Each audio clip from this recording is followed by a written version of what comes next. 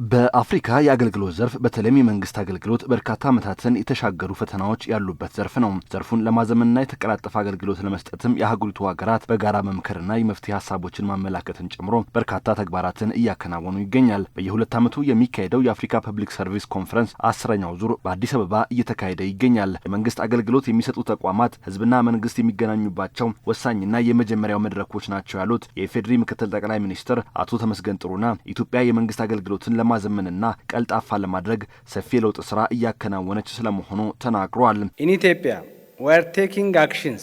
We have launched a comprehensive reform of public service and governance. በኢትዮጵያ የተለያዩ እርምጃዎችን እየወሰድን ነው። ሁሉን አቀፍ የሆነ የመንግስት አገልግሎትና አስተዳደር ሪፎርም ይፋ አድርገናል። ይህ ሪፎርም በሰባት ምሰሶዎች ላይ ያረፈ ነው። እንከን የለሽ የተቋማት መዋቅር መገንባት፣ አገልግሎቶችን ሰው ተኮር እንዲሆኑ ዳግም መቅረጽ፣ የውድድር ማዕቀፍ መዘርጋት፣ የሰው ሀብት አስተዳደራችንን ማዘመን ዋነኞቹ ተግባራት ሲሆኑ ብዝሃነትና አካታችነትንም እያሰፋን ነው። አገልግሎት አሰጣጣችን ወደ ዲጂታል በመቀየር ውጤት ተኮር ለውጦችን እያደረግን ነው።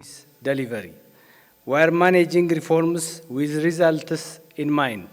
ኢትዮጵያ የመንግስት አገልግሎትን በአንድ ማዕከል በተቀላጠፈ መልኩ ለመስጠት ይፋ ያደረገችው የመሶብ የአንድ ማዕከል አገልግሎት ከወዲሁ ተስፋዎችን እያሳየ ነው ያሉት ምክትል ጠቅላይ ሚኒስትሩ መሶብ የአንድ ማዕከል አገልግሎትን በአንድ መድረክ ከማቅረብ የላቀ ነው ብለዋል።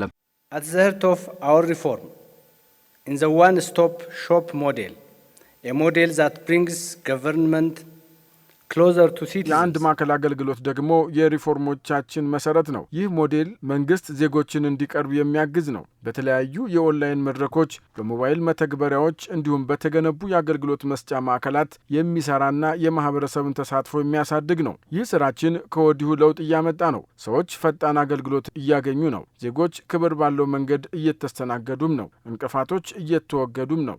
ይህን እያደረግን ያለነው ደግሞ መሶብ በተባለው ትልቅ ኢኒሼቲቭ ነው። መሶብ ሞደርን ኢትዮጵያን ሰርቪስ ፎር ኦርጋናይዝድ ቤኔፊትስ።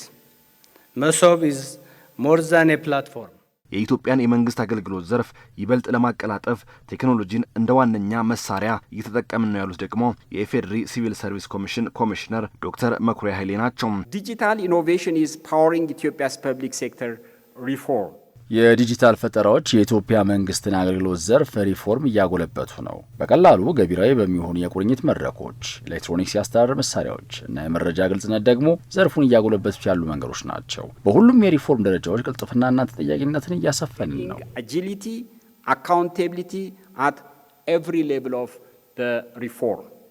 የአፍሪካን የመንግስት አገልግሎት ቀን ማክበር ያለብን ቀኑን ብቻ ለመዘከር ሳይሆን በአፍሪካ የመንግስት አስተዳደር ውስጥ የሚገጥሙ ፈተናዎችን በማለፍና ዘመናዊ ቴክኖሎጂዎችን ገቢራዊ በማድረግ ማህበራዊ ፍትህን ማስፈን ይገባል ያሉት ደግሞ በአፍሪካ ህብረት የፖለቲካ ጉዳዮች ሰላምና ጸጥታ ኮሚሽን የመልካም አስተዳደርና ግጭት መከላከል ዳይሬክተሯ ፔሸንስ ሽራታ ናቸው። This year's Africa Public Service Day marks a significant milestone as we gather.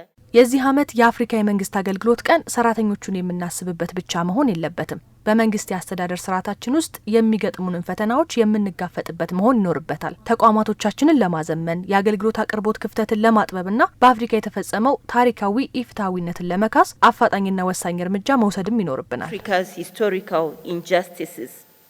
ኮንፈረንሱ ላይ የአፍሪካ ህብረት አባል ሀገራት ተወካዮች የተገኙ ሲሆን ከዚህ ጉባኤ ትይዩ የበርካታ የዓለም ሀገራት ተወካዮች የተሳተፉበት የተባበሩት መንግስታት ድርጅት የአፍሪካ ቀጠና የመንግስት አገልግሎትና አስተዳደር ፎረምም እየተካሄደ ነው።